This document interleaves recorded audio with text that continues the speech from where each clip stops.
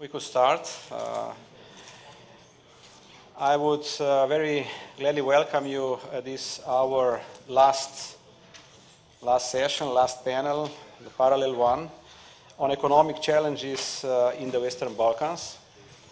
I know that we are after lunch, which is not always a very not a very good time to have this kind of discussions, and with this kind of a weather even more so.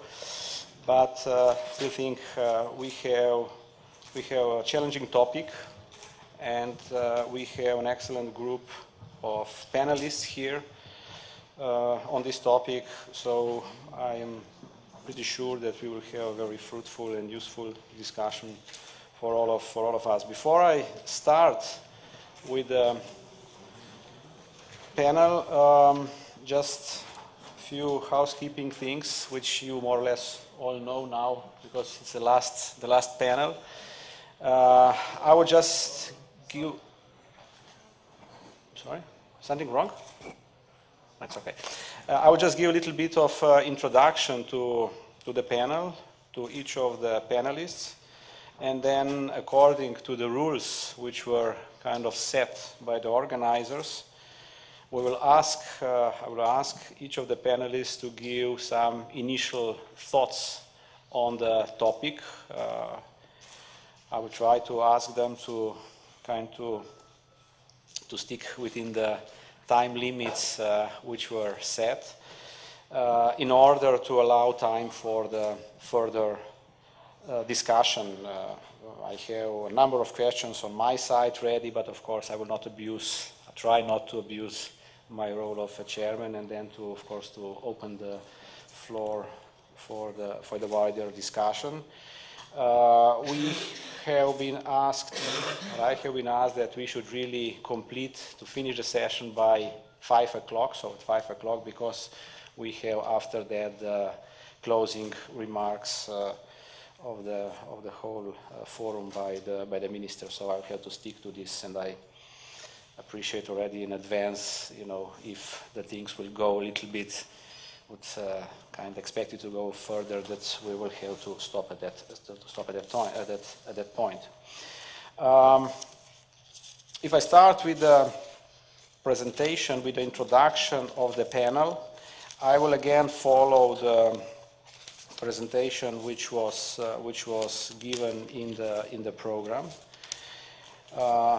Here on second from my right side is the Minister of Foreign Affairs of the Republic of Albania, Mr. Luzim Basha.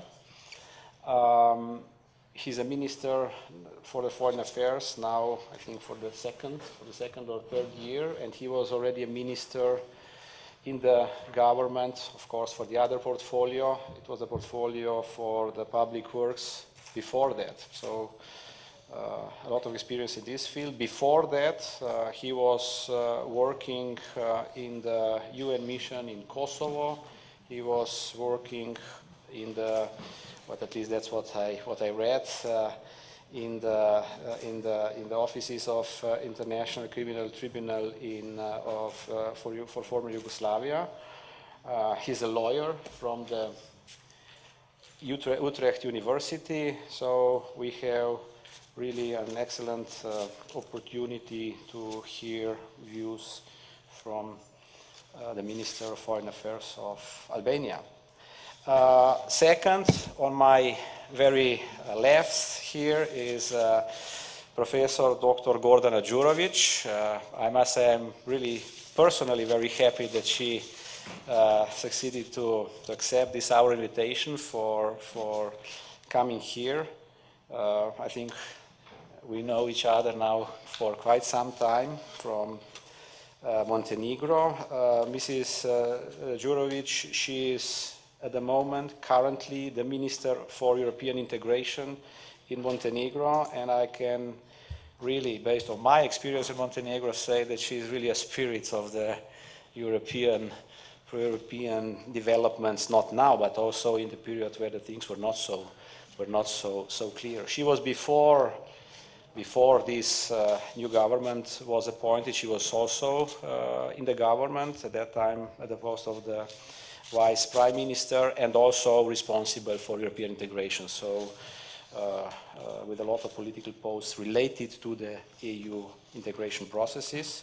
The country is at the moment in the very important phase of fulfilling the questionnaire, so I'm sure that we will hear a few things about this. But as I announced with the first professor, Gordana Đurović, that's of course give you also the sign that she is coming from the academia. She continues to be associated with the Faculty of Economics on the issues related to EU integration, to the economic development in general, but basically to European integration. She made her PhD and also master's, I think both in Montenegro. The third participant in our group is, sorry, just to find the right, to go to the correct, is Mr. Zirojević. Mr. Zirojević, he is on my very right side. Mladen Zirojević, he is a Minister for Foreign Trade and Economic Relations of Bosnia and Herzegovina. So as you see, we have really a very strong panel coming from the three Balkan countries, and then we have also, as you see, speakers coming from a little bit from outside. Mr. Zirojević is a minister, as I said, of the Foreign Trade and Economic Relations of Bosnia and Herzegovina. He has a law degree from the University of Sarajevo, and before he was working on a number of posts related to the foreign trade issues, anti-smuggling department, and so on. So thank you very much for joining us at this our forum and at this our round table. On my very left side is Mr. Stuart Jones, Deputy Assistant Secretary with the responsibility for the Balkans in the State Department of the United States. I have gone, of course, doing my homework through the CV a little bit. He has a degree from the Duke University and University of Pennsylvania. And he has a number, his professional career is in this area with a number of posts abroad and of course within the headquarters in the United States. I would mention just one abroad, Deputy Chief of the Mission in Cairo.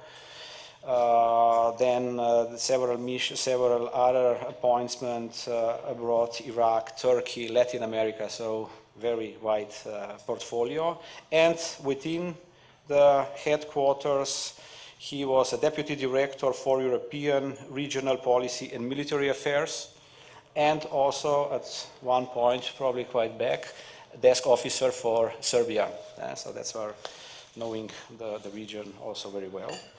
So thank you also for your coming. And on my right side is Vladimir Gligorov. I hope I can say, friend of mine. We meet very often on this kind of things. Vlado Gligorov is a senior economist at the Vienna Institute for International Economic Studies in Vienna. So this institute some of us know very well as VIV. I think it's they have a lot of good studies producing regularly on the region. He holds a PhD from the Columbia University, and he's now in Vienna for more than 10 years, but before he had several positions, either as a visiting fellow in different institutions in the US, Sweden, teaching before that in Belgrade. So also with well, I would say 2 decades or 3 decades of experience on these issues. So these are the persons in our panel. So as I said, I'm very glad that I have all of you here. Few words about introductory words for the discussion.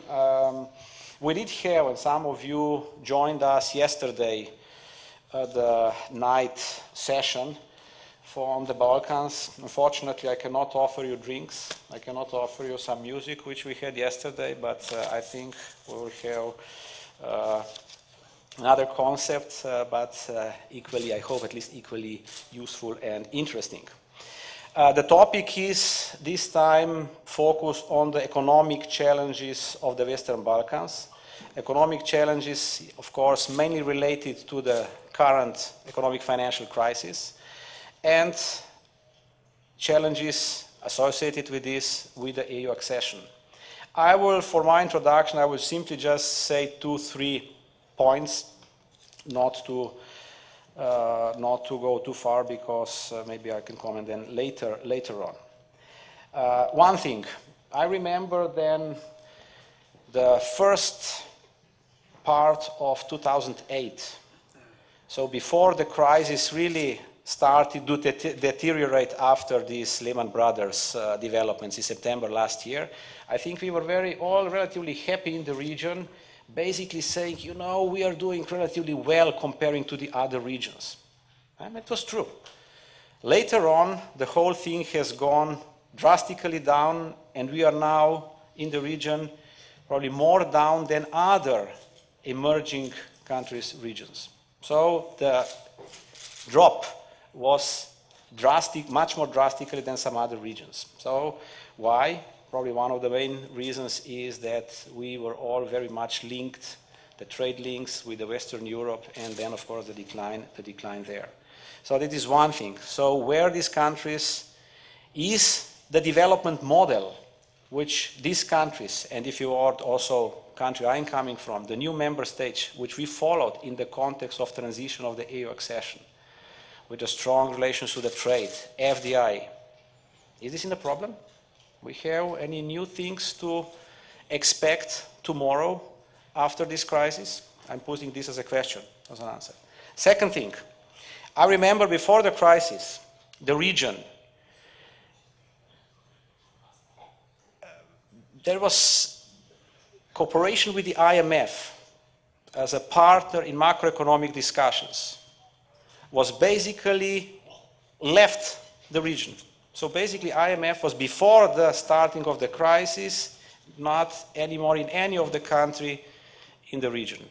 So I remember at that time there was even a discussion, isn't there a kind of vacuum coming in a sense of partners for the Balkan countries in macroeconomic discussions? Is the Commission appropriate partner when the IMF left? I mean, we are just 1 year now from that period, and the situation changed dramatically. We have now IMF strongly back. I'm not talking just here for the region, in emerging economies in general. In the region, we have a feature that the IMF is back in some countries, and some other countries are, for the time being, very, I would say, trying not to go into arrangements. Where we will be in, let's say, 2-3 years in this context. So, and the third issue, it was touched upon yesterday by Marko Volč in this discussion, so you will remember the role of the banking sector. Who from the banking sector? I remember there was a lot of discussion times back, year back, you know, to what extent the foreign banks will be able to continue. We heard yesterday a very positive statement for Marko Volč, that none of the banks, none of the foreign banks left the region. So basically they do have an interest, to continue working there. And the fourth element, the fourth question, what does this crisis mean for the process of the EU accession? I read just before this seminar, before this gathering here, there was a very interesting publication prepared by the Bruegel task force, which basically in a form of a letter given to new commissioners of the Commission, so what the Commission should do, and one of the topics is also enlargement. And I've seen there not a very, how would I say, very optimistic tone from there. So that's for the beginning. I would now really like to start with these presentations, and as I said, I would really kindly ask you to go within these limits which were kind of set in order to have time for further discussion. I will first ask the Minister of Foreign Affairs of Albania for taking. Thank you, Professor Mark, and I would like to, in particular, thank my colleague Samuel Zbogar for having us here. It's always a pleasure to be in Bled, privately, but that pleasure is magnified by the fact that we have here now a consolidated tradition of this regional forum that really has come to signify a most important place of discussing pertinent and relevant regional issues, in particular those that are related to the future of the rest of the Balkans that is not yet part of the European Union.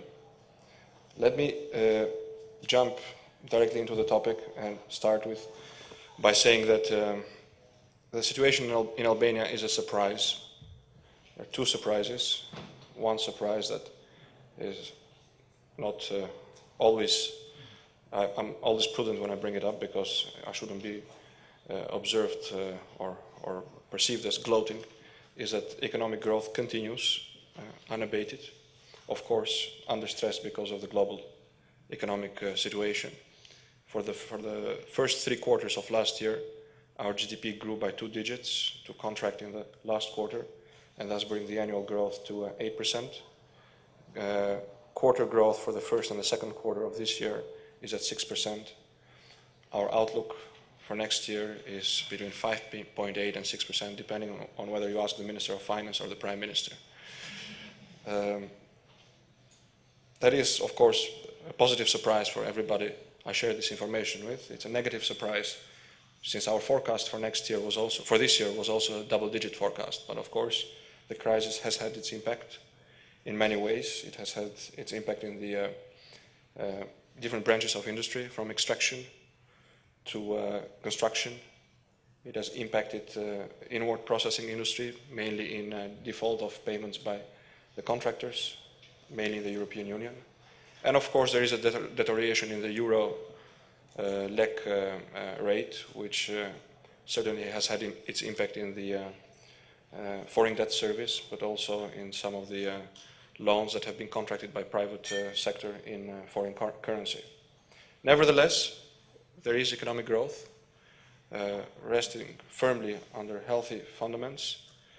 There is economic growth, despite the fact that the country, as our neighbors, but also our European partners and our American partners well know, we haven't discovered additional assets such as oil or gas. And this growth is resting fundamentally on policies undertaken by Albania over the past 4 years that now are widely considered and even coined as anti-cyclical policies, but that we had to undertake in order to bring our economy back in track, as we found it way out of the tracks of the general developments of the region. And I would very briefly describe these anti-cyclical policies as policies undertaken to diminish and, where possible, make disappear administrative burdens for investors, both domestic and foreign, a very liberal fiscal policy, and a tight-fisted government when it comes to operational expenses, still very generous when it comes to investments and overall public works programs. Our policy has been motivated by what we consider to be, at the very onset, as a golden mine of fighting corruption and monopolistic practice that was widely observed in Albanian economy in the first decade after transition. We started by sending clear signals as far as the government's own conduct was concerned, diminishing operational expenses, bringing them down from 3% of GDP to 1.8% of GDP, while increasing our investment portfolio by 8 times. Today we have, as a percentage of GDP, the largest investment portfolio in Europe. It was 9.8% in 2007, 9.9% in 2008, and it will be 10.3% of GDP this year. In a series of consequential measures, we made it possible to drop barriers, invisible barriers such as, for instance, business registration or licensing and permits from record highs to record lows in terms of days and costs to the businesses. From 42 days on average, and 5 agencies and the courts involved in registering a business in Albania, we now have a one-stop shop where we undertake the entire process it takes between half an hour and a few hours. So in the same day, all agencies, the courts have been eliminated from the process, are able to give you the service in one space and have the outcome of this digitally recorded, including the balance sheets of the companies and all the data, thus also offering a measure of transparency that was lacking before. We did the same with licenses and permits, and in fact in June we inaugurated the one-stop shop for licenses and permits, those that were left, because we eliminated 2/3 of them, fully eliminated them from the system. And the rest of them are now also issued at the one-stop shop, varying in a period of time between 1 day and a month, but also applying the principle of acquiescence, thus really putting the strains on the service provider and not on the consumer, in this case the business community.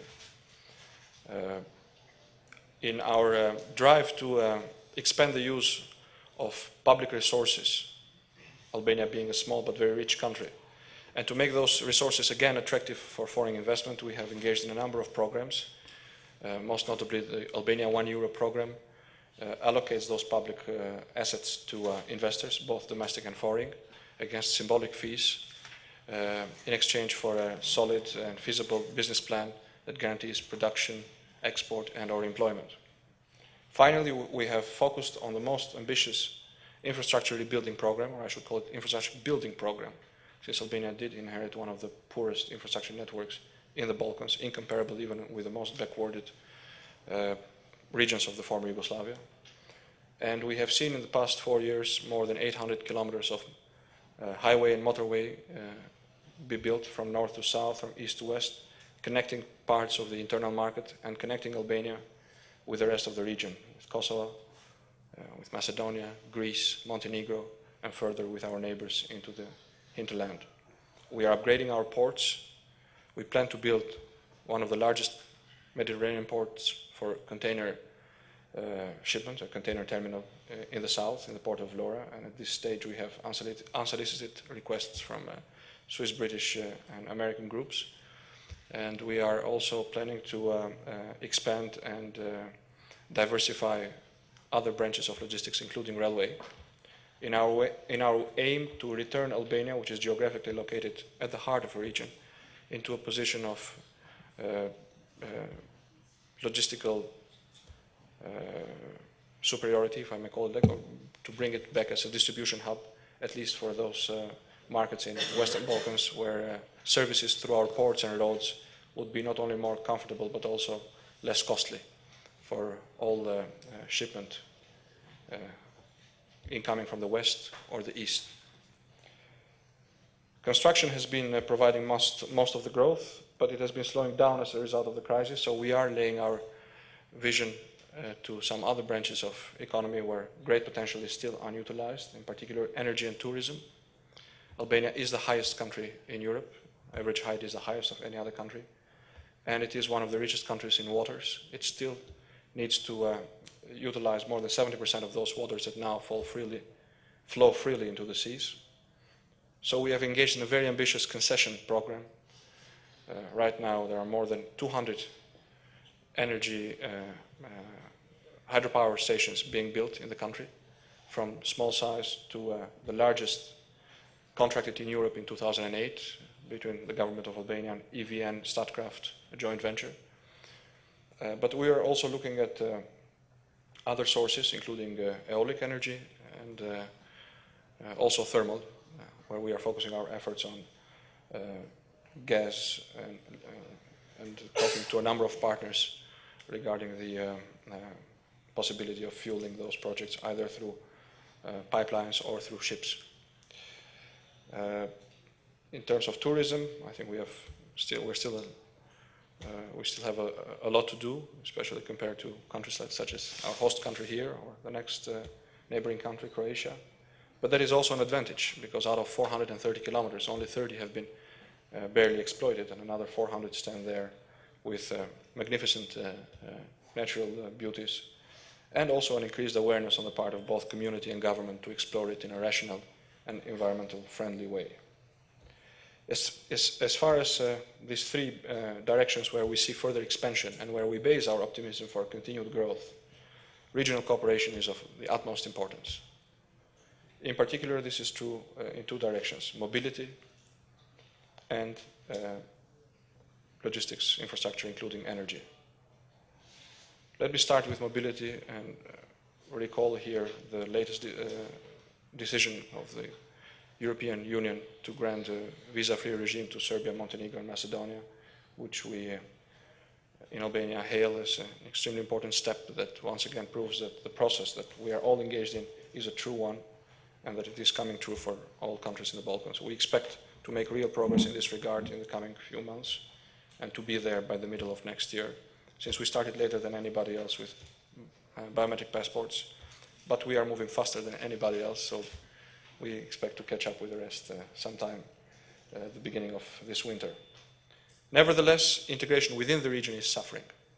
Let me take one poignant example. To move from Albania, from Tirana to Ljubljana, you have to stop 5 times. 5 border checking points, 5 custom services. 5 times you, not me, but most of the citizens are stopped and are spending time, hours and countless hours in 5 stops. Now, between Slovenia and Finland, you don't have to stop anymore. So within the region, these barriers are still very much an obstacle. And they become even more obvious during the tourist season, when queues of countless cars and trucks in our motorways are a very ugly reminder that we still have a lot to do to improve mobility within the region. We have negotiated successfully, and since 1 year we have a visa-free regime in place with Macedonia. We have established a similar regime with Montenegro, and with Montenegro we have already established also a single border passing point where a mixed team of Albanian and Montenegrin policemen are doing their job in one premise, thus subjecting the citizens that pass through this border passing point only once to this treatment and not twice. We are looking to do the same with Kosovo, but of course this is something that needs to be done in a regional scale, and something that can be easily translated into lost benefits right now and added benefits once it occurs. As far as logistics is concerned, we are also putting in our share. Despite still very modest help from the European Union, we have laid the fundament of our part of the Southeast Europe Transport Observatory Plan by laying already the tracks of a major motorway connecting the main port of Durrës to Kosovo, with the project then continuing in the territory of Kosovo with planned extensions all the way to the Pan-European Corridor number 10, as well as the other branches that extend through Macedonia to the port of Thessaloniki and upwards into the north. We are continuing work on the much spoken but less acted upon Corridor 8, and as well as on the north-southern axis. Nevertheless, we believe that this framework has been talked about a lot, but still a lot needs to be done. The lack of resources from national governments is a problem, but even a bigger problem is the lack of attention from the European Union. More attention, more money to this component would be more than welcome. It would have multiple effects, not only economic in the integration of the region, but also political in stabilizing the region, and in particular in this economic outlook in providing for employment and economic activity that is slowing down as a result of the crisis. Ultimately, it would be investing in infrastructure that we all hope and are convinced would be and will be European infrastructure in a matter of years. So strengthening regional cooperation is at the top of our agenda. when it comes to mobility, when it comes to logistics, when it comes to the energy sector, where dominant position in the market will not serve any longer those who are holding this dominant position. But cooperation and synergic planning for the future will help us all and will turn this part of Europe from an expensive appendix to the energy market of Europe to a very fruitful and even exporting part of the energy grid in Europe. So let me stop here as far as my remarks are concerned and hand it back to you, Mr. Chairman. Thank you.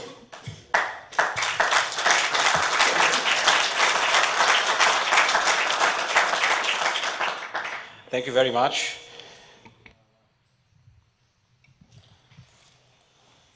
I think that many countries which are probably also in this room will invite you in a way how you are weathering this crisis. I think there are very few countries which can give us this kind of let's say, report with the growth you are saying. There are 2-3 things which I think are very important for the maybe for the future discussion. The whole this issue of the business barriers was very clearly mentioned. How important this is considered in the policy. Well, regional issue, regional importance. I'm glad that you have put it so high, but it was yesterday in that night session, it was the topic of so it's simply just reiterate the importance of this. And I also noticed, this last your point about the lack of not just resources, but the lack of attention is something which I think we can maybe further address during the discussion. So now I would turn to my left. So I would really now like Gordana to provide Gordana Đurović to provide the Montenegrin probably view, or of course probably I expect also a bit broader, knowing her from her many interventions. So please. Thank you, Professor Mrak. And of course, because I'm coming from the smallest country in the region, I will try at least to prepare one part of my short speech as a regional aspect and our joint efforts and how we understand what we have as problems. Just shortly about Montenegro today, mixing this European integration and the economic situation, I will try to respond shortly on what you delegate as questions for today's panel.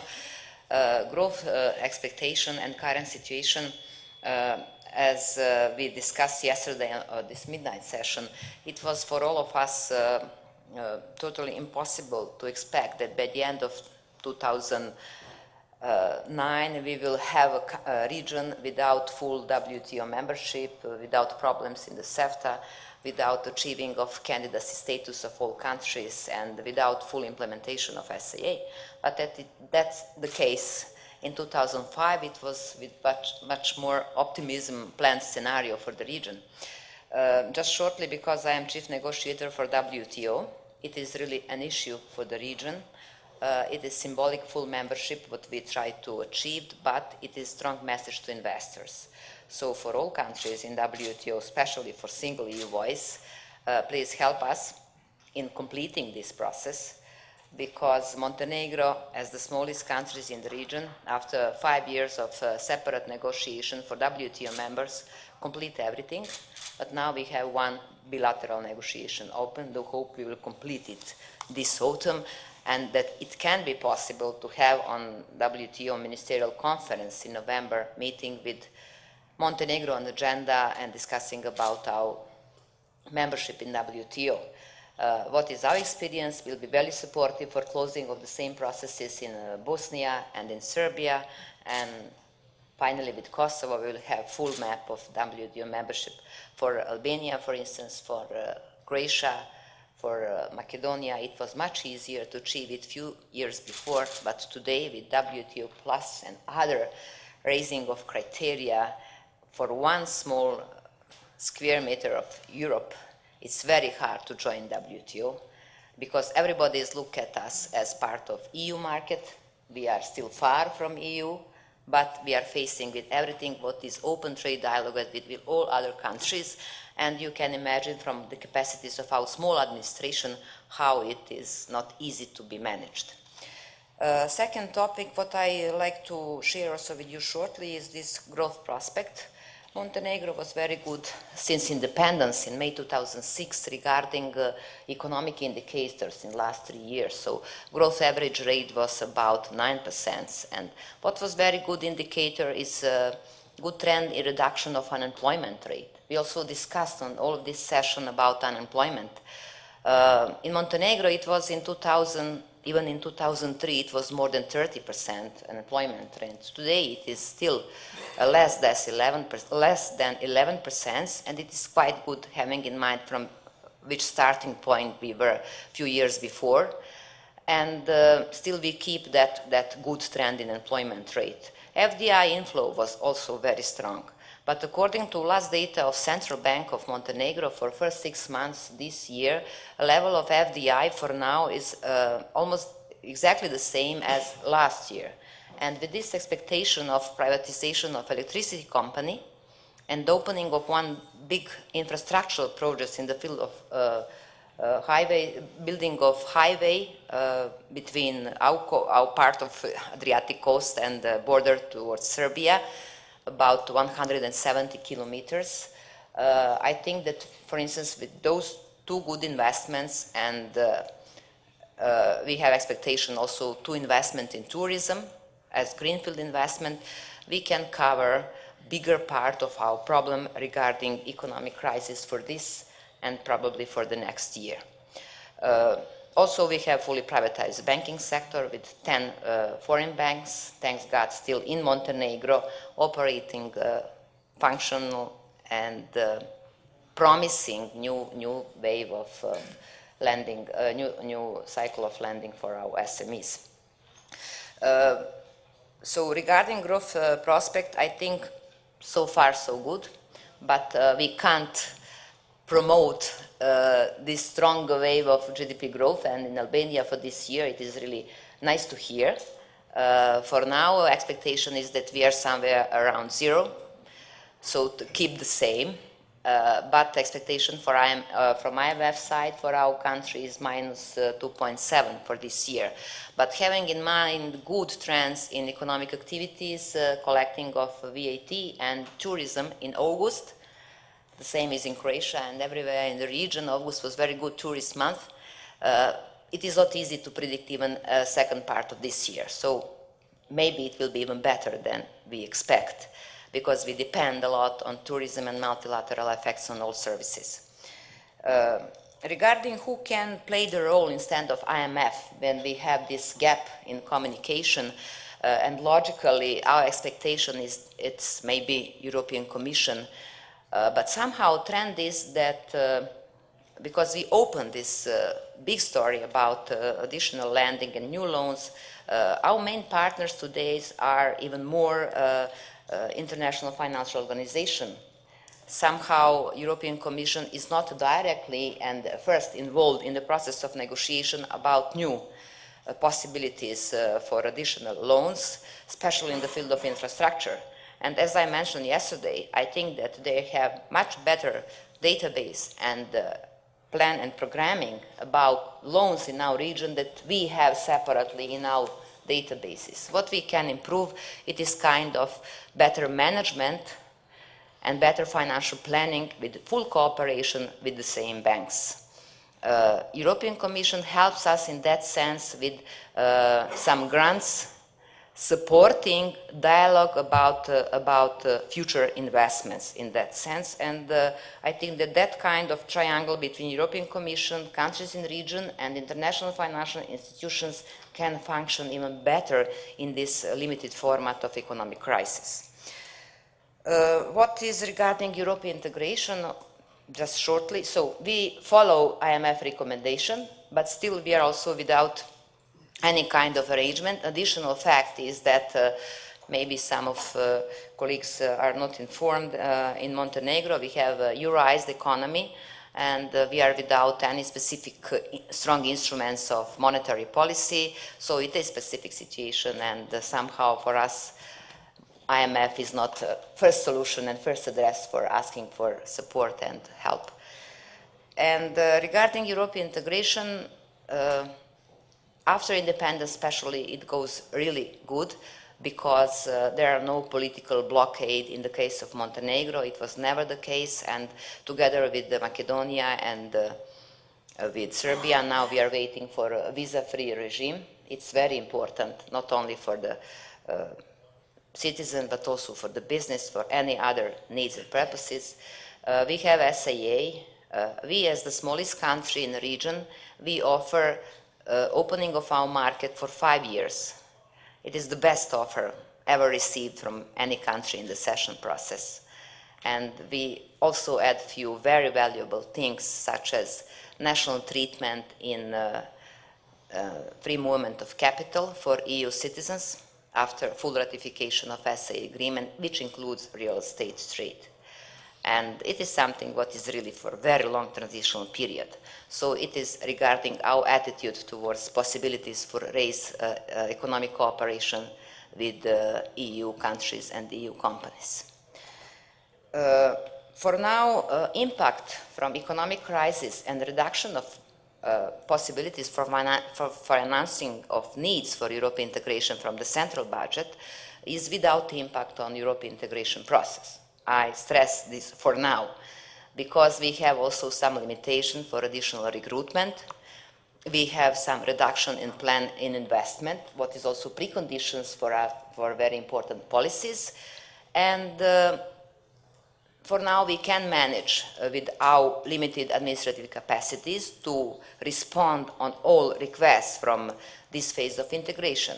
But if crisis will be prolonged, for instance, in 2010 in our region, to react strongly on capacities of our budgets, then it will impact much more dynamic of European integration, talking regarding administrative capacity development.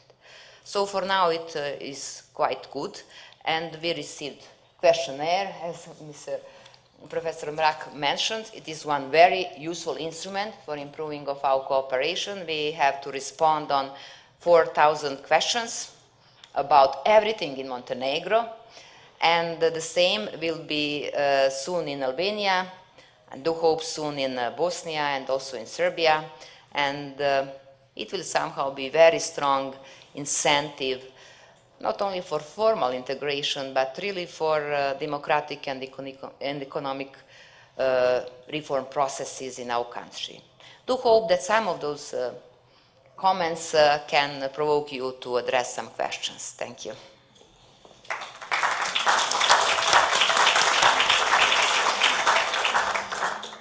Thank you, Mrs. Jurovic, for giving us your view of where we are, and of course in the context of Montenegro. And of course, I think for me it's really striking is this WTO issue, which I mean, it's going on now, what, for 6 years altogether, right? So it's we're coming closing to what the China was negotiating for 15 years.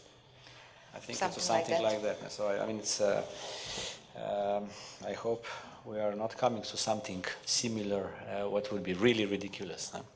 I'm now turning to my right to Mr. Mladen Zirojevic, Minister of Foreign Trade and Economic Relations of Bosnia and Herzegovina. So, please, the floor is yours. Thank you, Professor Mark. Dear ladies and gentlemen, participants of the conference and panel, I would first like to thank you for the invitation to attend and participate in such an important forum as this one in Bled, and to wish you welcome on behalf of the Council of Ministers of Bosnia and Herzegovina, on behalf of Ministry I represent, and of course on my personal behalf. I believe that the very title of the panel in the work of which we are participating today, as well as the economic issues, meaning the crisis we are in, are indeed determined by the challenges facing the countries of the West Balkans in the economic terms. And there is no need for me to mention that facing economic challenges also entails political, welfare, and the other social challenges as stress. I would here briefly refer to the position of Bosnia and Herzegovina as a West Balkans country in the light of the economic crisis, namely it is true that when Bosnia and Herzegovina is discussed, everyone who mentions it says that it is a specific country in many ways. I will not begin in such tone. I will say that all countries are specific in their own ways, including their internal and external features. And what's equal for both Bosnia and Herzegovina and all of the Balkans countries is that we have been under the impact of the crisis too. We have indeed felt it, and it has been the strongest this year. I would first wish to speak about the sector of business as a real sector. In this year, we have seen a decrease of foreign direct investment, reduced transfers from abroad, reduced inflow of foreign credit funds, a fall in the production in the business sector, a fall in exports, a higher rate of closing than opening new enterprises, liquidation or bankruptcy of enterprises, lost jobs in the economy. In a sense, we have had a very unfavorable economic situation. The anyway small number of solid and successful companies has been further reduced. We have seen the biggest fall in manufacturing industries, including construction. This is very concerning. In terms of public sector, I'm primarily referring to the budget of the state entities, cantons and municipalities. It needs to be said outright that all budgets except for the state one have been rebalanced to lower amounts. All of this has been in the effort to reduce the deficit. Administrative costs have been reduced as well as other costs arising from public administration. Bosnia and Herzegovina in general has a problem with the public administration cost. In fact, the public sector costs certainly account for some 50% of the total GDP of BH. I need to touch upon the foreign trade deficit characterizing Bosnia and Herzegovina. Last year, it was almost 9 billion convertible marks, or some 4.4 billion euros. Over the first 7 months of this year, the complete foreign trade has been on downturn. However, if there is something on the positive side, then I can mention that imports have fallen more than the exports. Nevertheless, we still have a very low coverage rate of export with imports at some 44%. This is indeed very low. I have to say that the general population has felt the crisis too. There is an exceptional fall in demand of place, particularly for durable consumer goods and for housing, cars, etc. This is by all means caused by the reduced revenues generated by the general population, as well as by the reduced creditworthiness and borrowing capacity, but of course the lost jobs too. On the positive side, concerning Bosnia and Herzegovina, I can mention the operations of the central bank or the currency clause system applied by our central bank. Based on the system, we have nevertheless had a stable currency and a low inflation rate. Also, as one of the anti-crisis measures, the central bank has raised the level of guaranteed deposit in order to improve trust in the banking sector. However, the commercial banks in Bosnia and Herzegovina, 95% of them foreign ones, have also had problems both in terms of the collection of receivables from business and individuals and the terms of good quality placements. I have to say that they have not reduced their interest rates or relaxed their operation terms. On the contrary, the interest rates have been raised and the borrowing terms have been made more difficult. I could really say many things from the aspect of the current economic situation in Bosnia and Herzegovina, but it would not sound too optimistic. This is exactly why I want to say that the development opportunities for all countries of the West Balkans lie in integration of markets and business due to similar economies, in removal to trade and technical barriers, investing into energy sector, particularly in Bosnia and Herzegovina, in attracting foreign investment into all countries of the region equally, in a common policy and approach towards EU integration, and in good neighbourly relations among the countries themselves. Each country individually must utilise its own comparative advantages, both in terms of geography and in terms of resources, and based on this, it must increase its production capacities. Real economy must be strengthened, and state administration must be streamlined in each of the West Balkans countries. In terms of currency, devaluation and depression, as I have already said, we have had some good experience, so that I hope that this problem will skip Bosnia and Herzegovina, and of course the countries of the region too. And here I am primarily referring to Serbia and Croatia.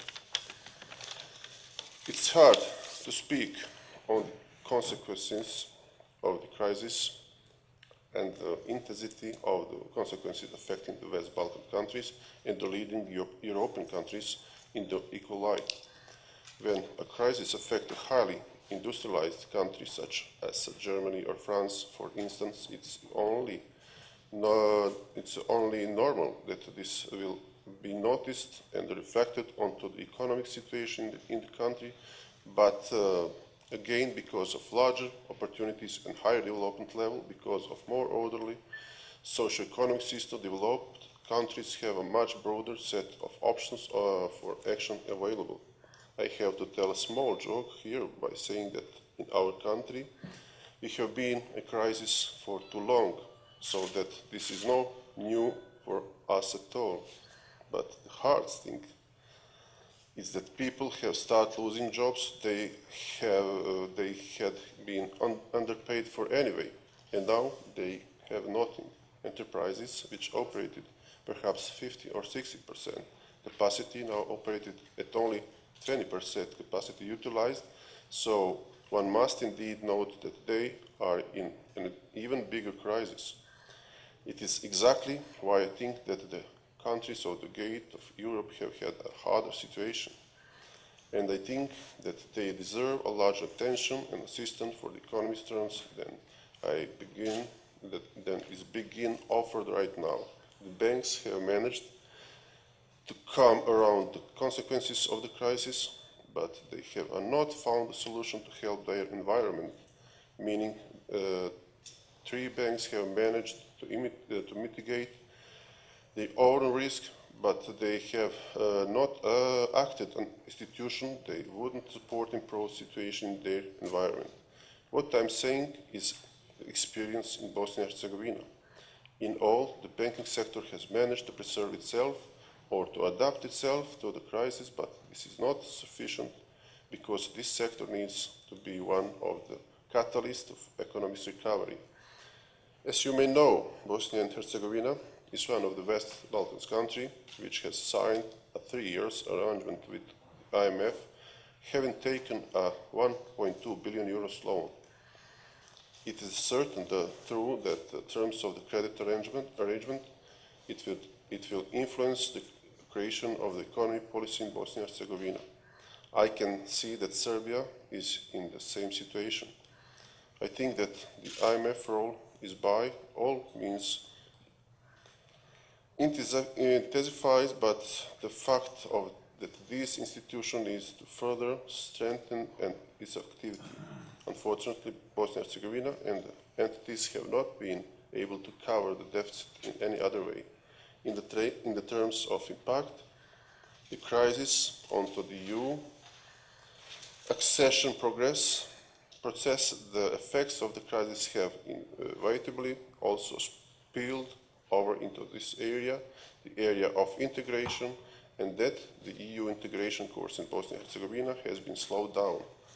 But I have to say that the other side, too, namely the EU, has made the situation more difficult and reduced interest by incessantly imposing new conditions. It's not fair for the EU to impose new conditions at all the time, while at the same time it has reduced the level of interest and support in the West Balkans countries. This has been evident in relation to Bosnia and Herzegovina, particularly in the example of the White Schengen.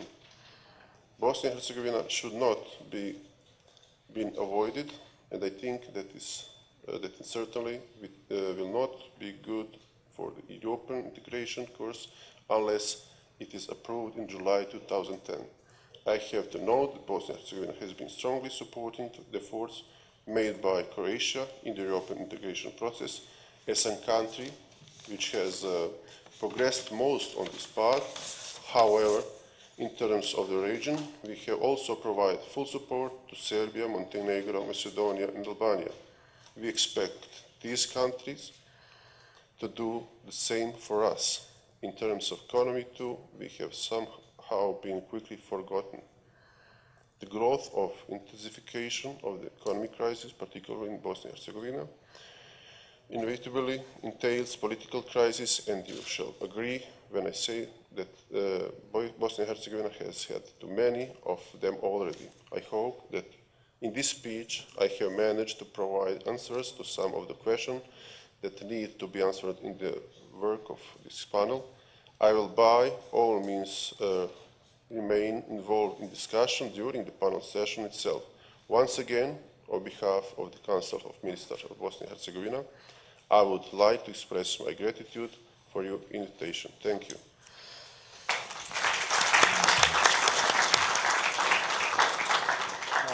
Thank you very much, Mr. Zirojevic.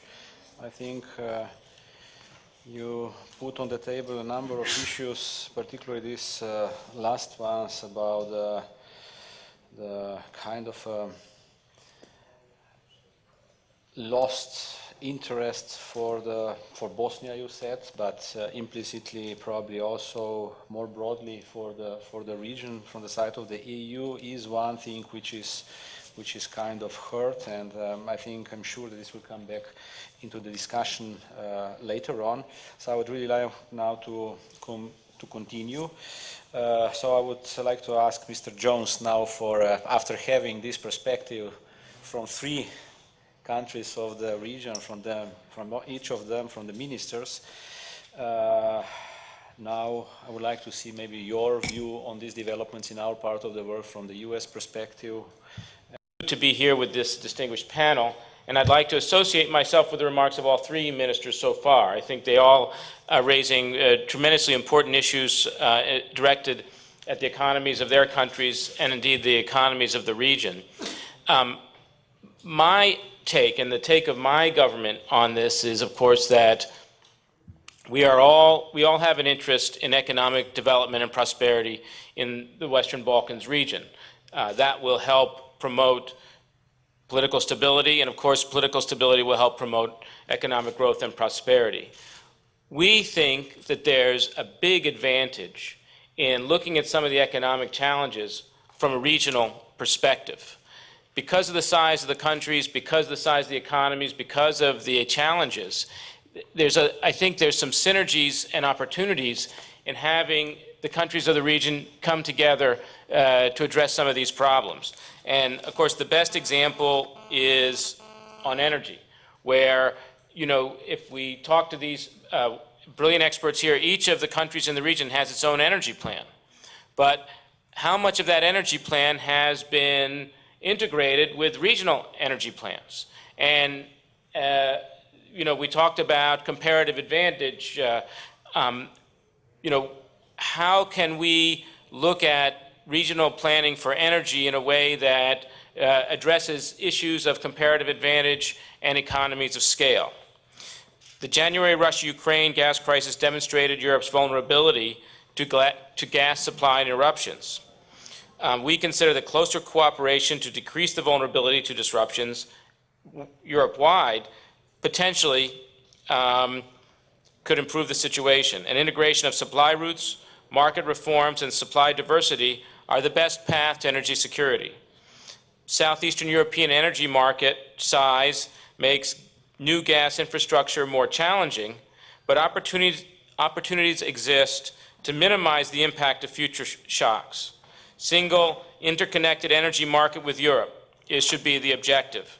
And a common policy on diversification of gas supplies and increased underground gas storage are also tremendous opportunities for this region.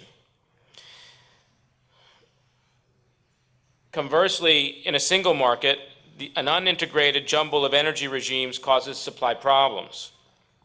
The proposed Energy Community Ring, or EC Ring, would link areas without adequate gas supplies to mature markets.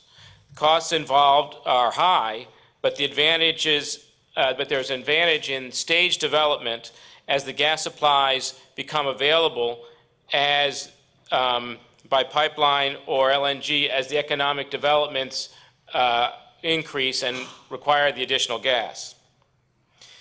We also, as I mentioned, we also see opportunities in diversification and storage. The Caspian gas via the Southern Corridor route, including Nabucco and the Turkey-Greece-Italy pipelines, could be competitive with Russian gas and could deliver competitive benefits and improve resiliency to supply interruptions. The focus of the U.S. government's policy here is, again, competition and diversity. But for the region, it seems to me that we should look at those established plans and then look at spurs for national and regional markets. Liquefied natural gas, of course, is also an option. We see potential for gas storage in Albania and Bosnia and expanding existing storage in Croatia. Clean, renewable resources of safe civilian nuclear power can also contribute to clean energy.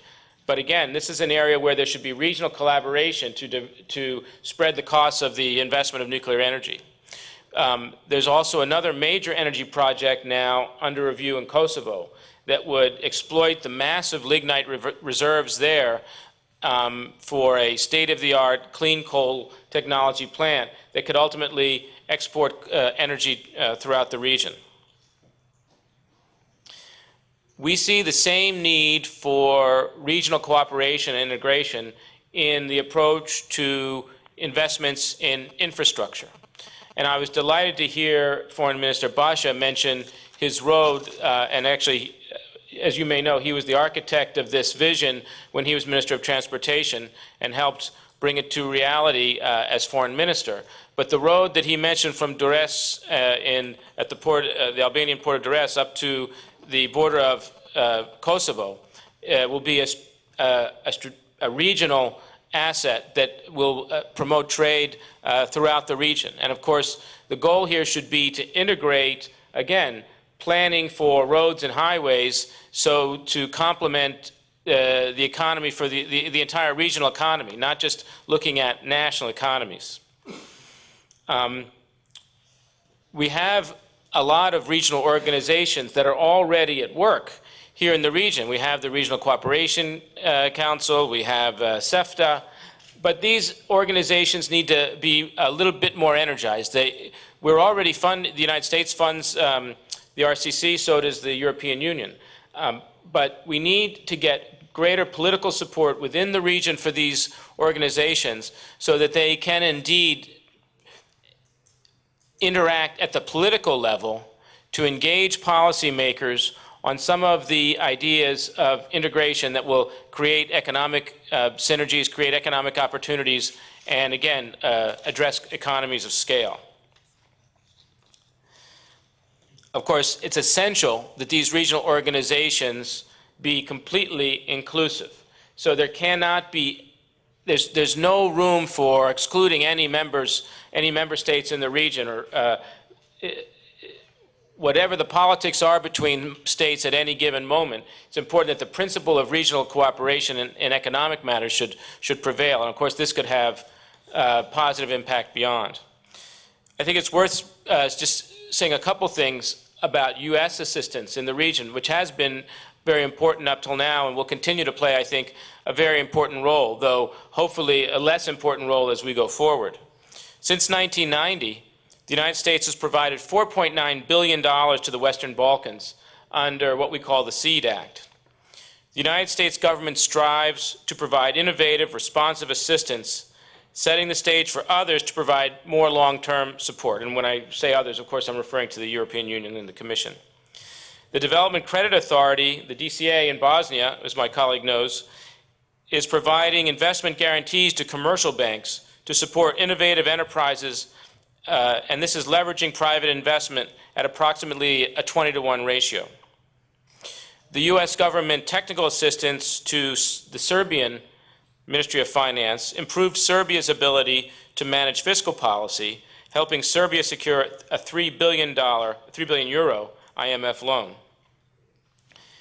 In Kosovo, our enterprise development activities created more than 2,000 jobs and increased sales by more than $41 million. And MCC-funded e-licensing, which, again, Mr. Basha has mentioned, on e-licensing, registration, taxation, procurement systems have dramatically reduced the wait times, raised revenue, and lowered the overall tax rate in Albania. And this, again, was a function of, at least in part, technical assistance provided by the U.S. government. In the area of finance, we've heard slightly different experiences from the ministers in their national experiences throughout this economic crisis. And there is quite a bit of disparity between the experience of Bosnia, Albania, Montenegro, as well as all the other countries in the region. But there is one constant, and that is that, perhaps with the exception of Slovenia, there is access to significant funds, significant financing for development projects. And we believe that there are unusually favorable circumstances will not return quickly in the region from an economic standpoint. But the G20 has affirmed the IMF's central role as a leader, as a lender of last resort.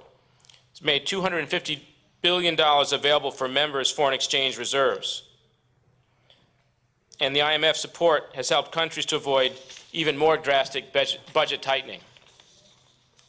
So we think that the key now will be to restart private investment through reforms under IMF guidelines that support balanced growth, privatization, tax policy, and of course, transparency. And we are also encouraging nations in the region to work closely with the EBRD and the World Bank.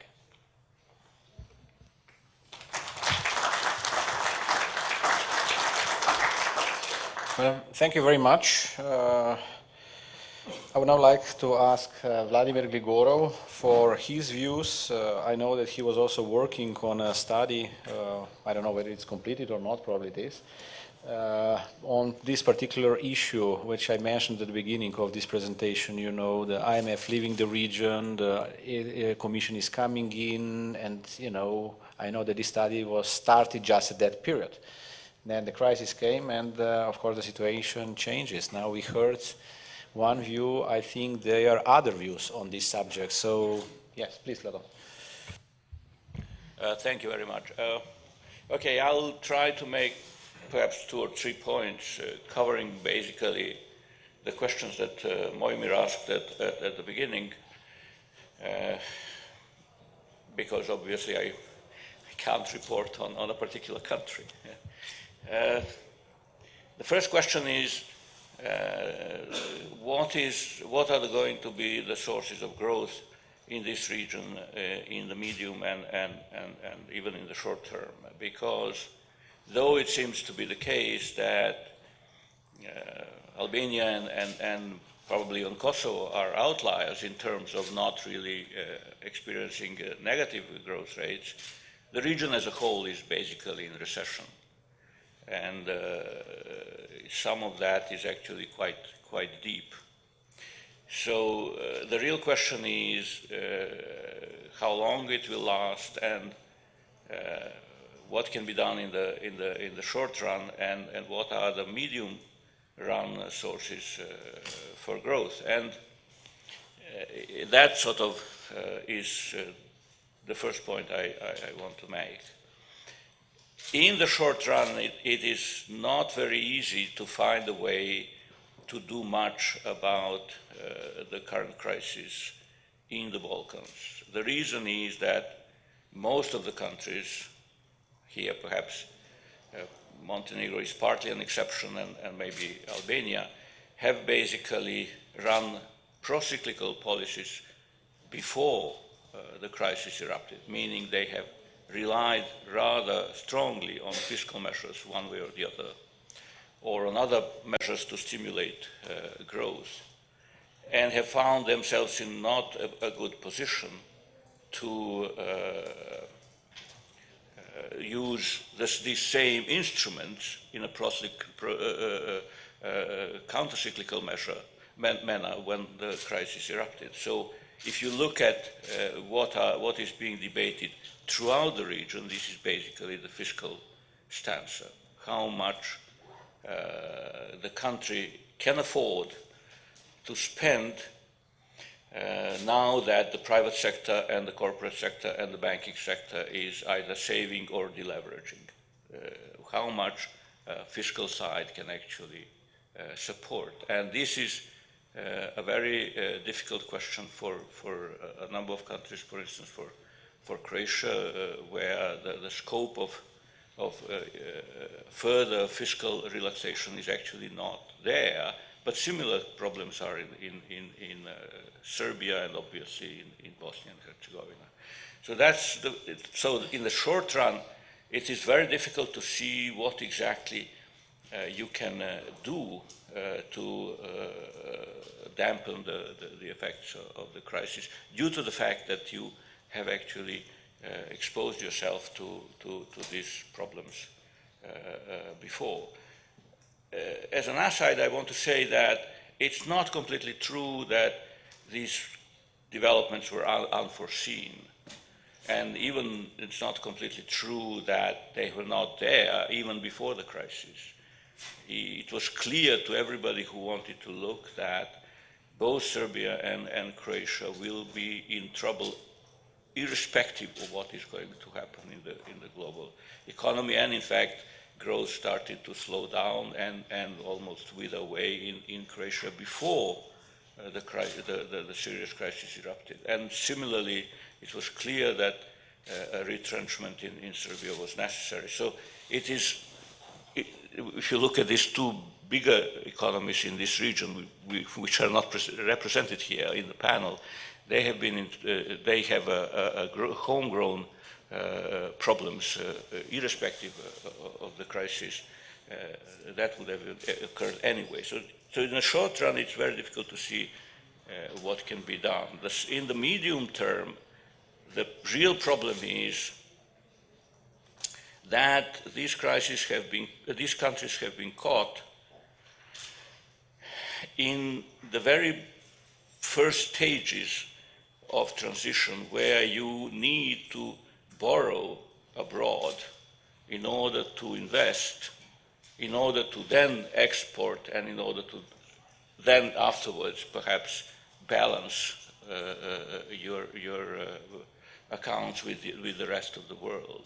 So the growth strategy has always been in transition economies that you first borrow and then return through increased exports. The problem is that the countries have borrowed. Again, there may be exceptions, but the countries have borrowed and have gone on that path, but the export capacity has not really been built. So once you don't have inflow of money coming in, it's very difficult to see how you can recover and how can you go and grow faster, because there's no export-led growth that you can actually rely on. Coverage of exports by imports by exports are 50% in Croatia, less than 50 in Bosnia, less than 50 in Serbia, very much less than 15 in Montenegro, and so on and so forth, and also in Albania. So you don't really have that instrument to restart growth. So then the real question in medium term is whether the money will come back from abroad. That's basically the problems you have. Or you will have to increase domestic savings rather dramatically, and the question is whether that can be done. So I am very, in that sense, curious to see what exactly are the medium-term growth prospects in the region. And the way it looks now, it is hard to see a turnaround of any sort before 2011, certainly for Croatia and Serbia and for Bosnia. And the rest is anyway rather small. And even after that, it is not clear how strong growth can be.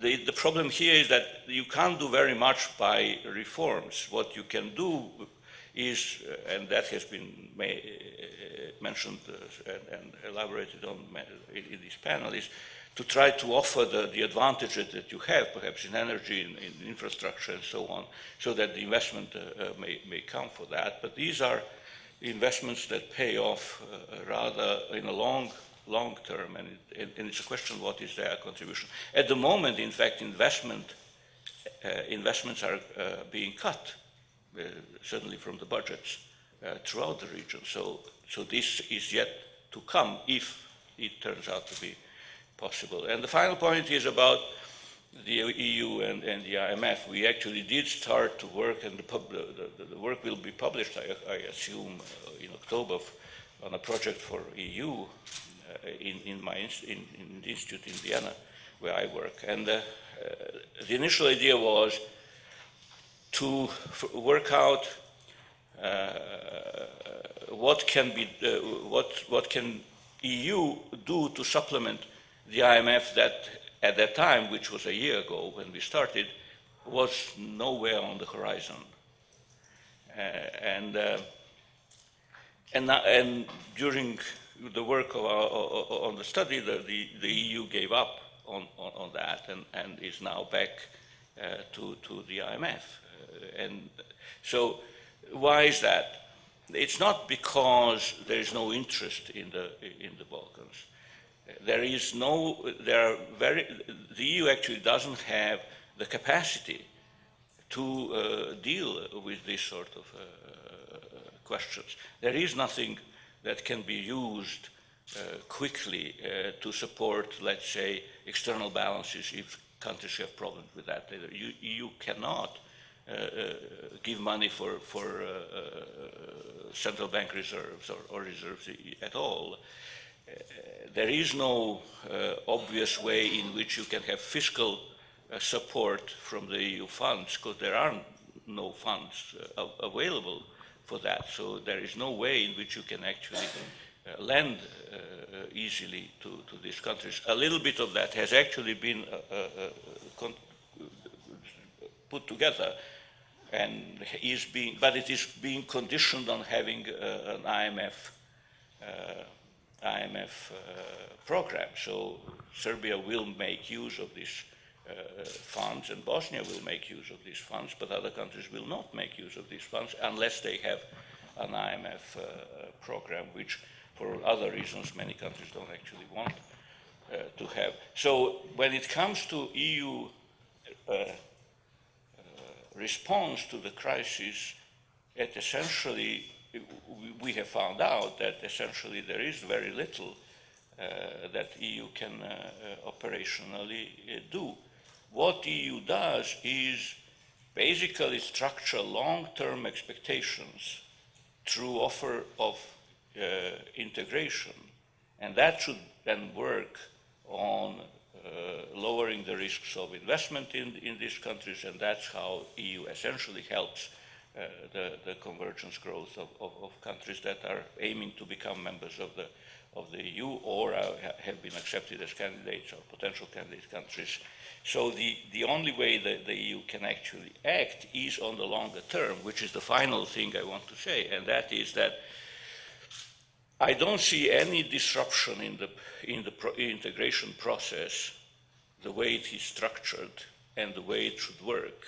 What I see is a very serious lack of initiative on the part of countries in the Western Balkans to really pressure the EU to speed up or to work even more on this process.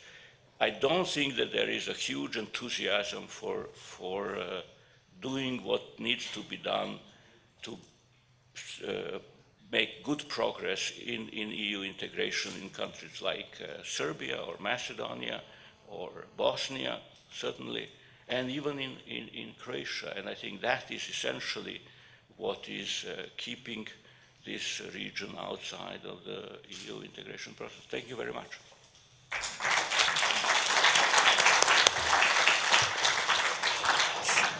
Thank you very much, Vlado. We have made this tour d'horizon, and I would immediately like to open the floor for the comments and questions. Of course, I would appreciate that even though we are now together for 2 days, I'm sure that we don't know each other, at least not all of us, so that if anybody will take the floor to, say where he or she is coming from, just for the others to participate. Before that, I would maybe like to ask the panelists if there is anything which was mentioned by some of you that you would like maybe to, to complement, to add some additional light on something what was mentioned here. Always, but that would take more than an hour. So maybe then you're right that we should give the floor to the audience. So please, the floor is yours. The microphone somewhere? Yeah, okay.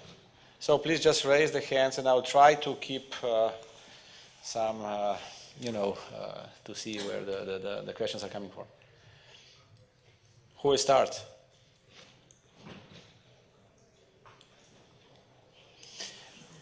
Yeah, here, second row. Marlene. No, I think it's better for everybody to. So I'm Toby from the Economist Intelligence Unit.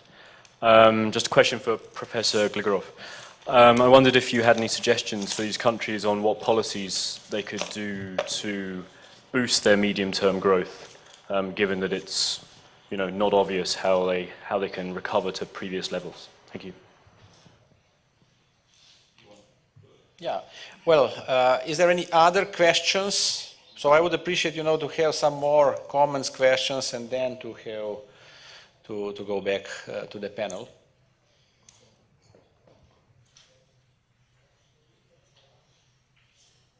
I have questions, so it's no problem for me to. No, anyway, Vlado, so I would then ask you maybe to.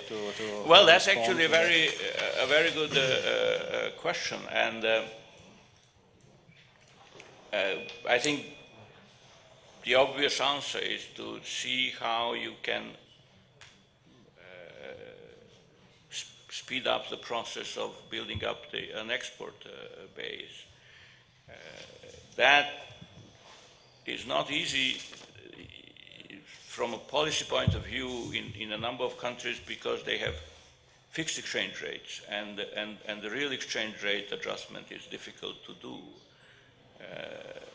If you compare, for instance, what is going on in the Baltics, where they also have fixed exchange rates, but they have, so far, it seems, been able, some of them in any case, to very dramatically drop down their wages and pensions and even health and whatnot in order to be able to sort of increase the competitiveness of and redress from services to more tradable sector. So clearly what you want to do is increase the scale or amount of tradable goods that you have. This is a problem.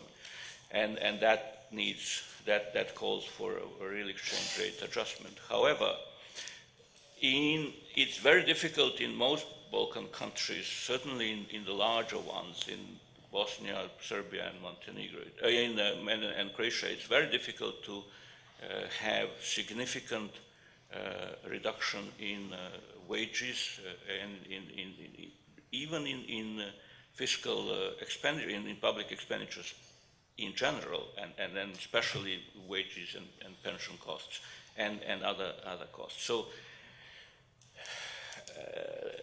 it is hard to see the real exchange rate adjusting through deflation. So that's not going to happen. And even in the case in which, like in Serbia, you had a devaluation, what has happened is that you had a speed up of inflation at the same time. So the real exchange rate has adjusted, but very marginally.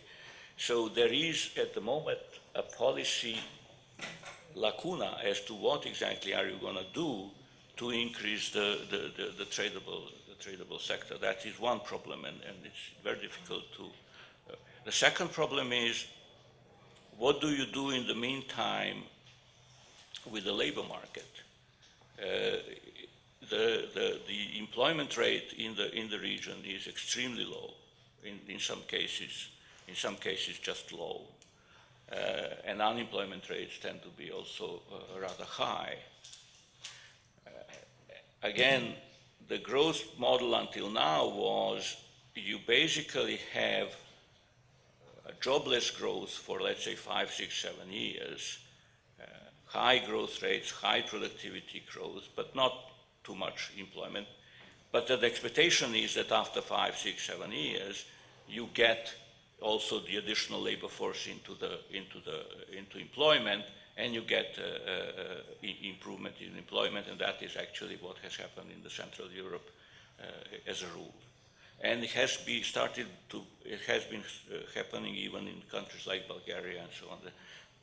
You have to add migration as an element also, but that's basically. But if you don't have that productivity growth, then you will have to find a way to employ people irrespective of whether there is even drop in productivity, which essentially would mean that there will have to be some type of government sponsored programs to employ people, which is actually what we are seeing in a number of countries, whether it is public works or infrastructure projects, or even taking over enterprises and running them by the state, or postponing and delaying privatization and keeping the people employed in loss-making state-owned enterprises. That's another thing you can do. It's not a very good thing to do, but there isn't very much else that you can do. The third thing is to have a sort of a shock therapy with a lot of pain in a relatively short period of time, reforming and decreasing costs all over the place, maybe have a increase in unemployment for a while, and try to get to grow faster again through more efficient production and through more exports. But it is not clear to me that this is something that is socially sustainable in the Balkans. The Balkans are actually socially not very easy to deal with. So again, that's not an easy strategy to follow. So if you put all of these alternatives together, it is not obvious how you can manage the medium-term growth. In the long run, obviously, that's a different matter altogether. Okay, further, we have one, and then, so we'll start with the lady there. Vishnya, please.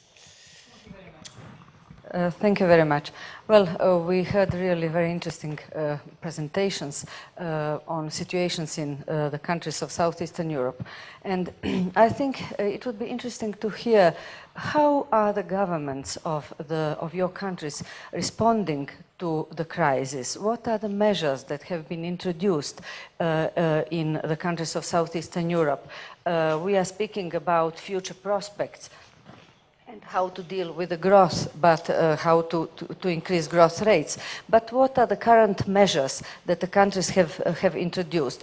In Croatia, for example, Croatia succeeded to be a bit later hit by the crisis, although we were the first one that was hit by crisis due to the wise policy of the National Bank. But later on, the government introduced actually quite unpopular measures that were focused on wages.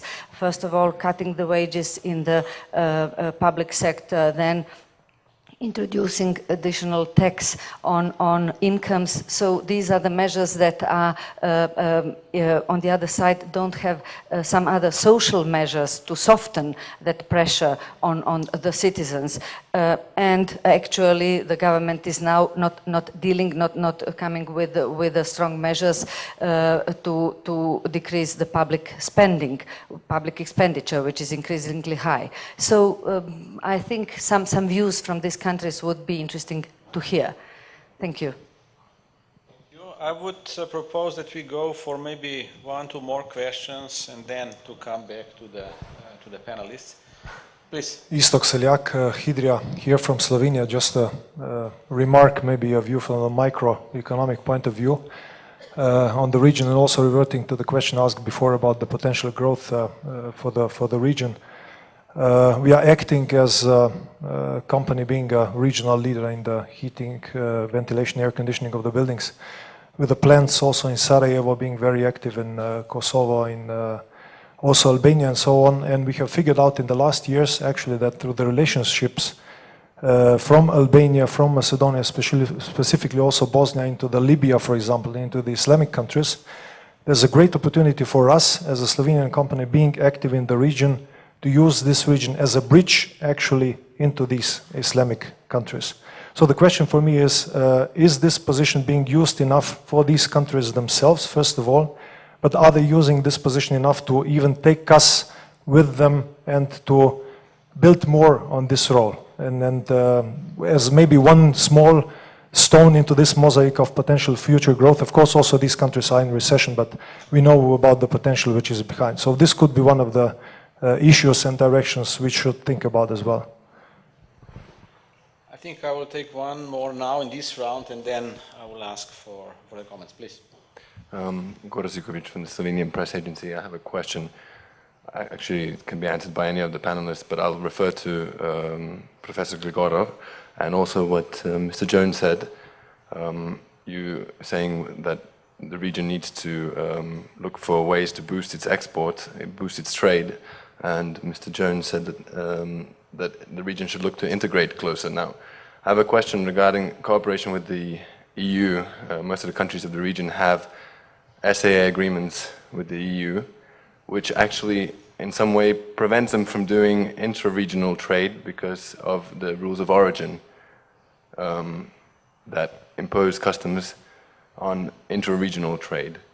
Slovenia launched a proposal last year to include the region somehow in the pan-European system of accumulation, which would allow them to trade easier among themselves, then export the product that is produced in a number of countries, which would be a result of integration, I mean, among companies in the region, to export it to the EU under favorable, basically no customs as applies to countries trading directly with the EU.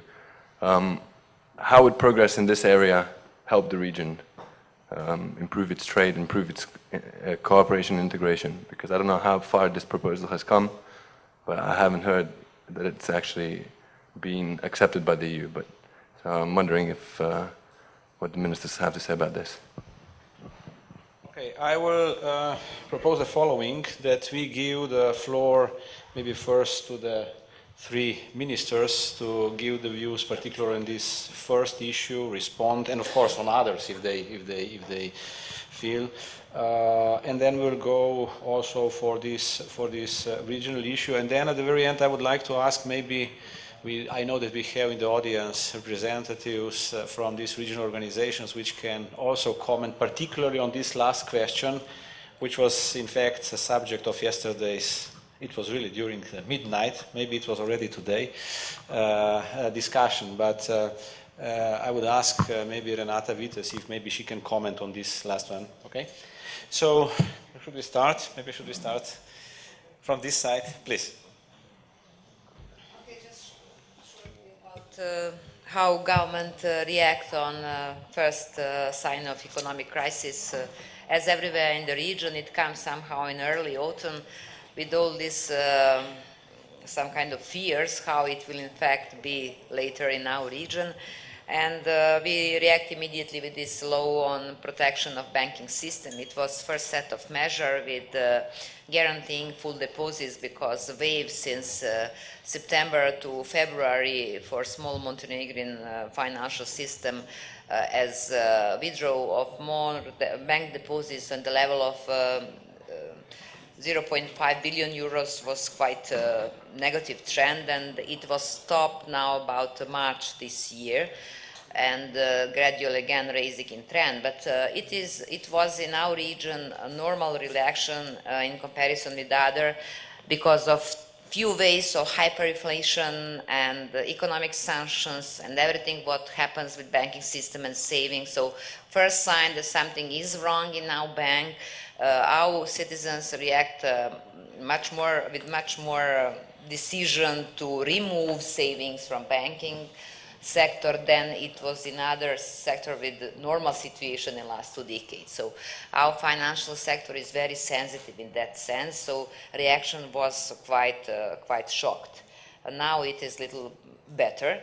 But unfortunately, it was not the same. It wasn't the case only with the citizen saving. It was the case with deposits from foreign banks, and they also removed it to their parent companies. So it also started to be a problem for collecting sources for continuous loan for SMEs. So we guarantee full deposits for citizens and for companies. Then we also create this premature paying of loans from our internal financial situation. Then government start to put guarantees for additional loans from financial institutions, but through the banking sector, not directly to real sector economy. And following what is economic recovery plan from the Commission side for member states, we also, after this financial crisis package in late November last year, we also decide to relax the little rules of state aid in some specific sector, because we decide for a very narrow list of our export products to allow metal industry to be fully destroyed in our small economy. It can cause even more costs and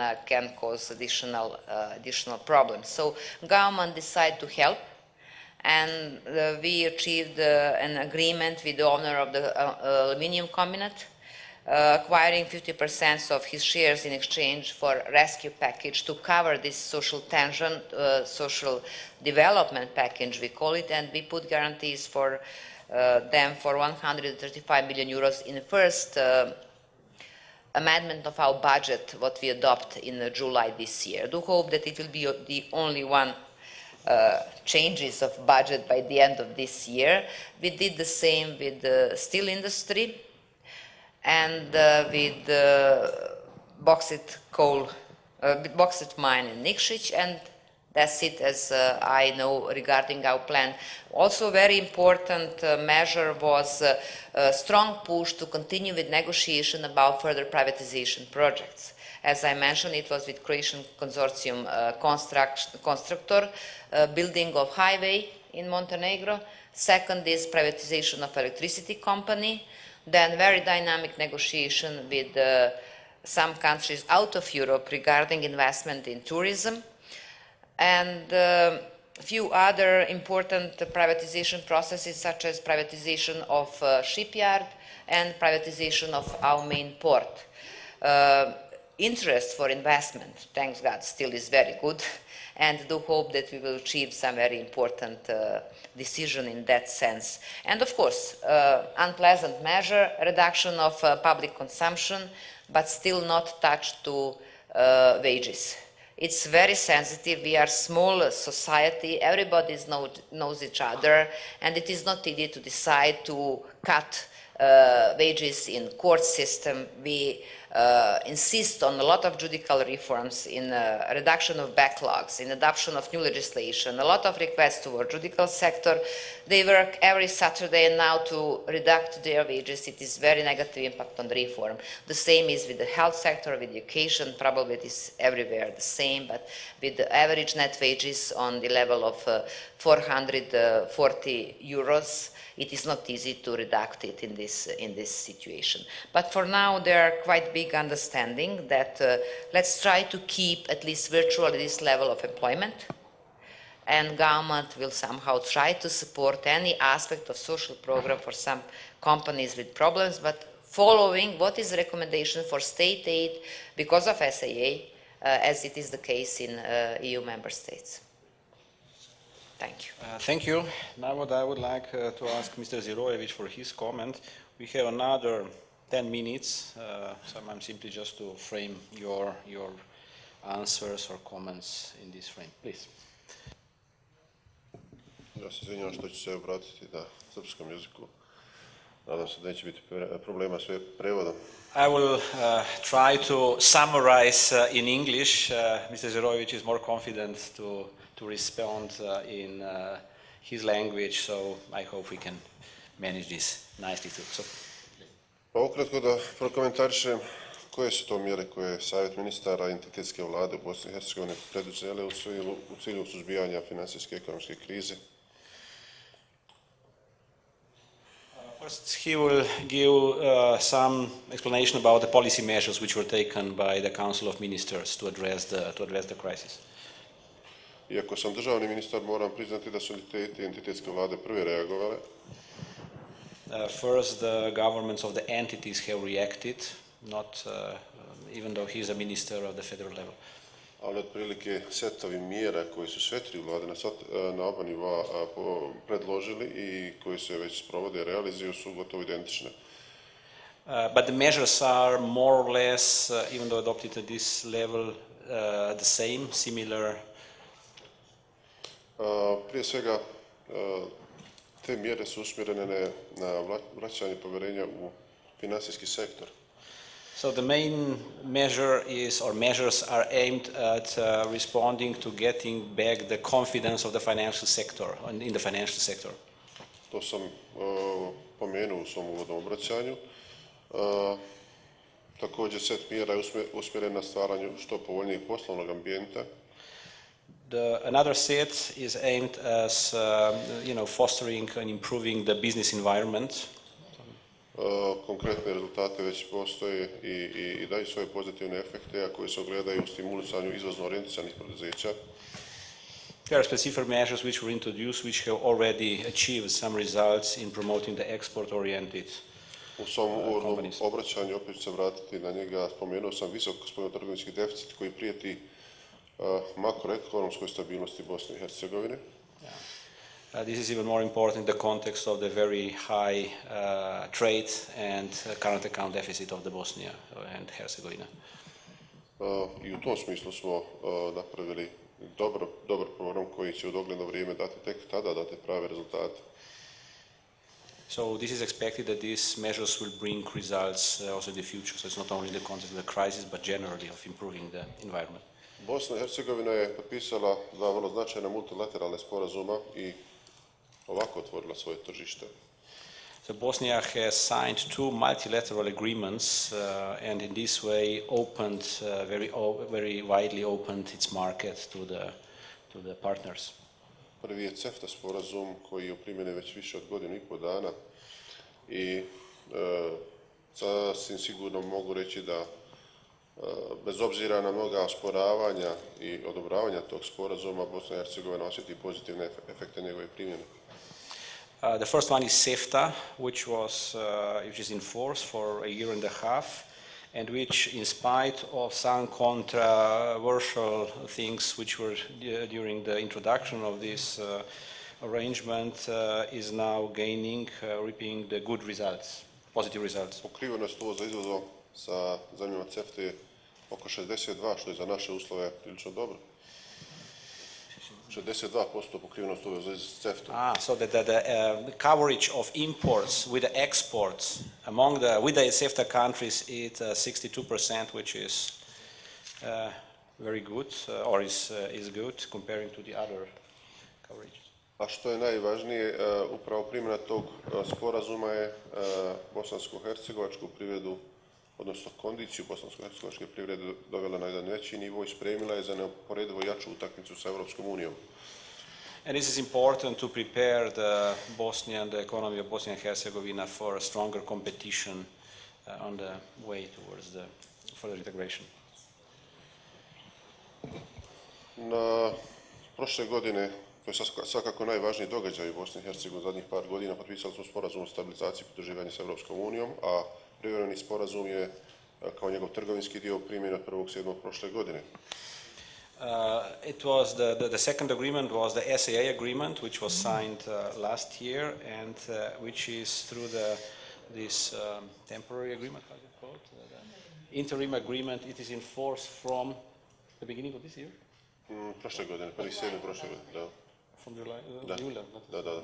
And it is in force from July 2008, so it's when. As soon as you sign it, it goes into force. Yeah, after the signature. Yeah. Dakle, još uvijek je relativno rano praviti prave analize o primjeni sporazuma o stabilizaciji.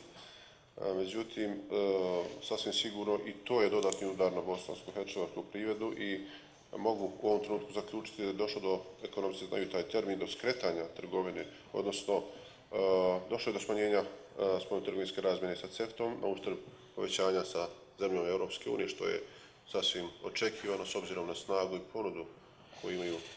Wow, I'm a difficult task now. The minister said it's still too early to give a kind of a more firm results of what's going on in this implementation of this. But basically, what he said is that it's already seen that there is a diversification going away from in the trade relations from the CEFTA countries towards the EU countries, what he said was expected. Naravno, postoje poteškoće, one su očekivane, pogotovo ugrožen sektor poljoprivrede. Well, the major sector which is under pressure, problems, is the agriculture, the sector of agriculture. I sve naše snage, sva naša nastojanja su usmjerena na to da ispunjavanjem obaveza iz europskog partnerstva i obaveza definisanih sporazuma o stabilizaciji što prije steknemo status kandidata i otvorimo mogućnost pristupa IPA fondovima, pogotovo onoj petoj komponenti poljoprivrede i ruralni razvoj, gdje su najizdašnija sredstva kako bi upravo sektor poljoprivrede pomogli u što skorije vrijeme. In this context, so because of this pressure on the agriculture, they are extremely interested and eager to get as soon as possible the candidacy status for the accession to the EU, which will open the doors for the fifth component of the IPA funds, which is aimed at agricultural development, which is also in the terms of the volumes the most the sizable. Vratit ću se, u stvari sunuti se ukratko na sektor energetike koji je vrlo interesantan u Bosni i Hercegovini. A few words about the energy sector. Naime, Bosna i Hercegovina ima zaista impozantan hidropotencijal. There is a big potential in hydro power sector in Bosnia and Herzegovina, koji je iskorišten samo u procentu od 40%.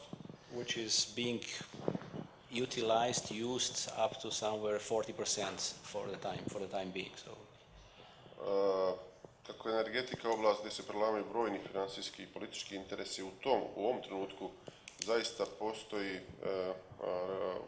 jako puno problema u smislu usaglašavanja interesa entiteta, u smislu donošenja legislative, usklađivanja legislativa u toj oblasti sa propisima Europske unije i u tom segmentu Bosna i Hercegovina trenutno nema zavidne rezultate, a to je ogroman potencijal. Energy sector is a sector where there is a lot of economic and political interests, also among the entities within the country. There is a lot of things going on the legal and the legislative side on this area, and this is the segment, the sector where Bosnia does not have the results we would like to have.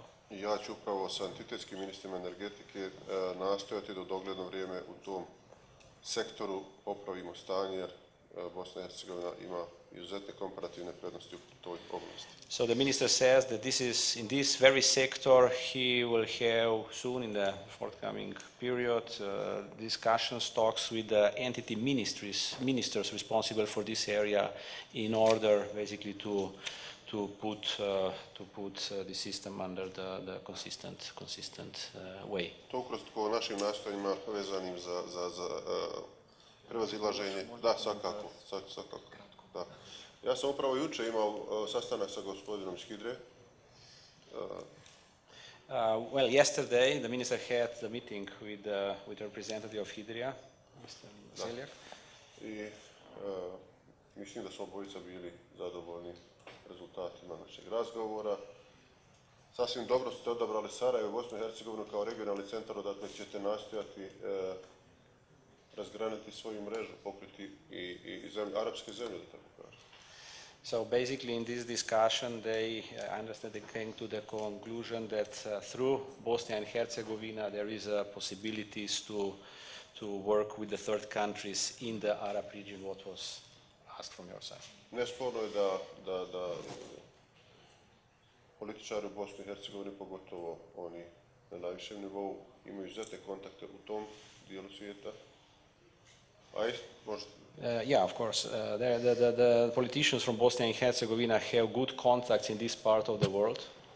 Pa evo, lično sam obećao uspostavljanje kontakata sa nekim privrednim subjektima i sa našim diplomatama koji pokrivaju Srednji i Bliski istok. I ja zaista mislim da vam u tom smislu možemo pomoći. So the minister offered to help with his personal contacts and through this the country's diplomatic core to this what was the subject of the discussion. Thank you very much. Well, I hope it was at least understandable. Minister, please, I would appreciate if you can maybe... Yes, I will be very brief. Yeah. Of course, I speak about Albania, but I think some of the characteristics of my country are not atypical for the rest of the region. Even though we have privatized almost every public company that we inherited, in fact we have privatized them all with the exception of the fixed infrastructure, the roads, the railway and dams, because we just privatized the distribution of power. We still believe there are reserves. The bear has still some fat. And if that is the case in a country that has privatized almost all, I'm sure that some other countries who are still in the privatization process have even bigger reserves. And these reserves can be exploited if there is a political will to do so. Time and money, since time is money, can be saved and can be returned to the economy in this way. We mentioned energy. I forgot to mention just a couple of weeks ago, we initiated a central authority for concession of energy, which will make it possible to initiate the construction of an energy work of a hydropower or a thermal power station 4 weeks from the signing of the contract, instead of waiting for the 23 licenses for 23 months in an ideal scenario. And there are several examples like this where we can still cut through the red ribbon, slash the taxes. And one of the success stories that we have seen, both in terms of energizing the economy and actually improving fiscal performance, is this flat tax revolution that we introduced in Albania. But in order to do that, you have to be a self-restrained government as far as spending is concerned. In particular, administrative spending, operational expenses. And there is plenty of room, even in a country that has brought it down from 3% to 1.8% of GDP, to bring it even further down.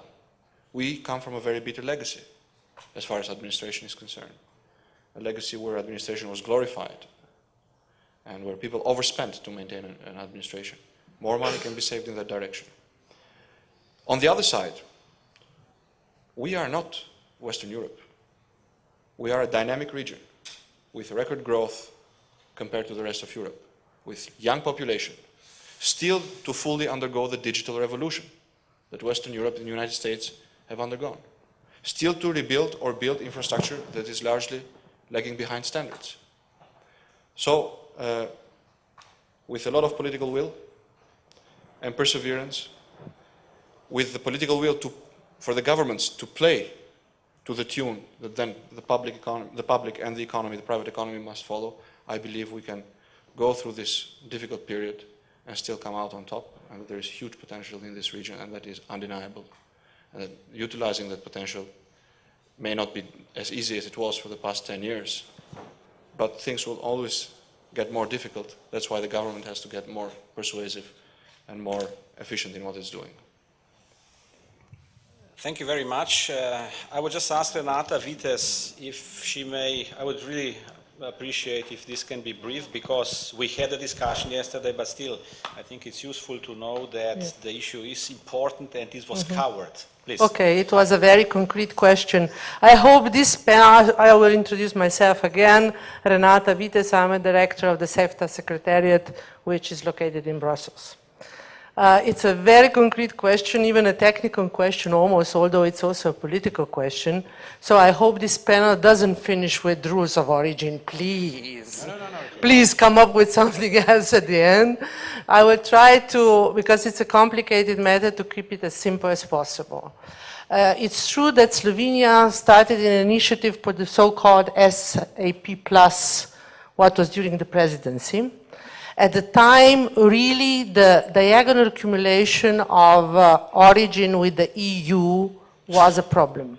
Now, I can say it's not anymore for the majority of the countries, including now Croatia, which finally adopted the famous Protocol 5, which was not possible before because of the high sugar content and so on and so forth. So it's a very technical issue. Now, the diagonal accumulation is possible with the EU, but not with EFTA. This is what this SAP Plus is about. Plus is EFTA. Now it's possible with EU, with all countries, except, of course, Serbia. And, of course, Kosovo, which is not on the map of accumulation of origin at all, as you can imagine. So not Serbia being included in itself is a problem, because why accumulation of origin? The idea was to promote investment through that, and then of course to attract investment by saying it is possible to move goods around the region without any problem, and Serbia being excluded, as Serbia is implementing SAA unilaterally, as you know. Of course, it's not possible for Serbia to be included. On the other hand, Serbia asked now CEFTA partners to still within CEFTA, to accumulate Serbian goods with EU goods within CEFTA alone, on the CEFTA market. Now we are waiting for the answer to see what CEFTA partners will respond, and the result will be then, let's say, published, so to say, end of October when the ministers meet in Montenegro.